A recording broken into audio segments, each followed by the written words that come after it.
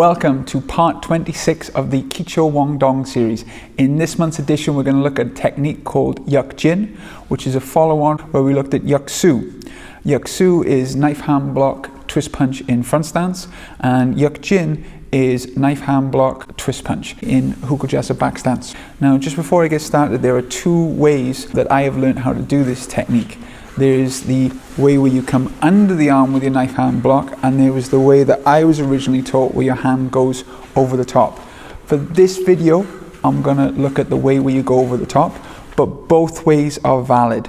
I'm just going to talk about the way where you block over the top so that it's very different for the applications of Yuk Su. But please, some of the times I'll be demonstrating under the arm and sometimes over the arm. In my opinion, they are both valid and you should train both ways. If you have a favorite, this is great, but I was taught over the arm, and through the course of the video, I'm going to give my reasons why. So to warm up, you need to be able to do Huko back stance, which is 70% of the weight on the back leg, 30% on the front. So you need to have a good back stance. Please look at my other videos for previous techniques on the low and middle chop to go into more detail with that. You're then going to make sure you can do this 3/4 punch. So when I often describe this to students, they get confused, but basically the 3/4 punch is not a full punch where you fully rotate. It's a punch where you give your shoulder back. So in a back stance, just practice this 3/4 punch. So from your back hand, twisting, punch as hard as you can, as long as you can, but without engaging the shoulder. A little drill you can do to practice this is to go into your back stance on one side and punch, and then as you go to the back stance on the other side, punch the other hand, and just go back and forth with this motion, because that is really the bit where students find it very difficult. They want to punch and take their shoulder all the way through, and this puts a lot of pressure on your knee when you stay in Huko back stance. Getting the technique together now, I'll demonstrate both ways, but for the majority I'm going to talk about the over the arm chop. It looks like a chop, but remember, any block can be an attack and any attack can be a block. So I want you to kind of go block, attack. It's a chop, okay? You're coming over the top, your arm, and doing a chop with your Suki knife hand, fingers together, okay, thumb tucked in, and you're chopping from your shoulder. From there, this then closes, grabs, pulls in, and does the 3/4 punch. So to begin with, when you're first practicing, start in the back stance. So you can practice dropping, pulling, and then the breath goes, yeah, so you want that one breath in, two sharp breaths out. Once you can do it on the spot, you want to start walking forward. So as you step forward, you twist, and as you land, you drop your stance, block. As soon as the hands come out, then you pick your hips up slightly as you twist and do the 3/4 punch. And this is a one motion. So over the arm, 1, 2, under the arm, still quite long. The arm is not completely straight. It's got a micro bend in it, and punch. It's because the Yuk Su is for someone further away. Yuk Jin is for someone very close. Practice going forward with this, but more likely all back stances are going back. So we have this term called Fujin. So if you're doing line work, you'd go forward 3 or 4, 5 steps, and then come backward 3, 4, 5 steps. And for me personally, going backwards feels natural, because front stance for me is all your techniques go forward. Back stance is retreating, going back. So some common mistakes I see with Yuk Jin. Number one is people being in the wrong stance, okay? Their feet are too long, they're too wide. It's not a back stance. So first of all, think of your foundations. Footwork is number one.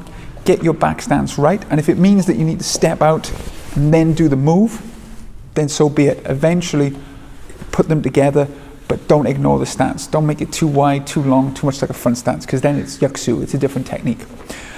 The next one is people are good at doing the first block, but then as they punch, like I spoke about earlier, they take the shoulder through, and what they've done then is they've rotated the stance forward and they're falling off balance. So make sure, keep your shoulder back, make sure it's not there. The last common mistake I see is people don't know what to do with this hand. They don't pull it back. So instead of chopping out and pulling it back, like we do with most techniques, what happens is they pull it out and punch, or pull it back and come back with an open hand, or leave it in front, or they just don't know what to do with that hand. So go back to your basics, your papa key. What happens is one hand goes forward, the other hand turns and pulls, you're grabbing onto something. So if you look at it, I've chopped, I've blocked whatever it is, I've grabbed onto it, I've pulled it in as I've punched. So really try and work on your visualization. Once you feel you have the technique down, it is always important to test it. So one of the things that I like to do is to stand against a wall, not leaning on the wall, but close to a wall, and practice doing the technique. So I keep my shoulders pinned to the wall. So it's a very easy exercise to do. And again, I can do it one side and stay in the stance and go back the other side.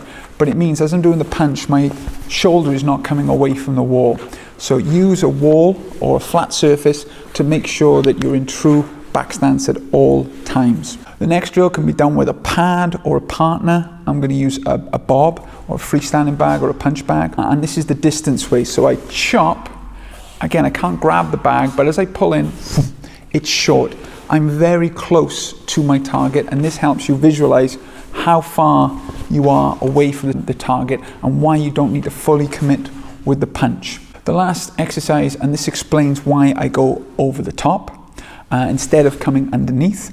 The reason I go over the top is because Yaksu, they haven't quite got into your range yet, but with Yukjin, they are either grabbed you or they are very, very close to you. So the reason is I come over the top is they've grabbed me and they're throwing in a punch. I step back into my back stance and wrap around both arms. I then catch their arm and pull them in, and this is why it is a short 3/4 punch. So again, whether they've just grabbed me and I link over the arm and punch, or if they grab and punch me, I'm going over the top of one arm, two arms, and there. It would still work underneath, but for me, to get more power, I would go personally into my Yaksu. And this is why you have two separate techniques that are very similar, Yaksu and Yukjin. Yaksu is for moving them forward, and Yukjin is falling backwards, again, about the range. So I hope you've enjoyed this tutorial on the Yukjin. Again, every month we'll be bringing out a new video. If you want to see any technique in particular, leave a comment below, and don't forget to like and subscribe to the channel. Thank you very much for watching. Tangsu.